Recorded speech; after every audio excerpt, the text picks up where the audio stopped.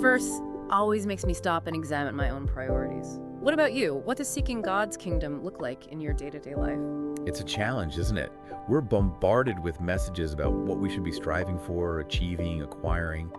But seeking God's kingdom, well, that means shifting our focus. It's about aligning our values with His. Making choices that reflect His love and justice, even in small, everyday moments. Yeah, I love that. This idea of a shifted perspective. It's not about ignoring the world, but about viewing it through a different lens, right? Exactly. And it doesn't mean neglecting our responsibilities, but approaching them with a different perspective. With God at the center. With God at the center. I love that.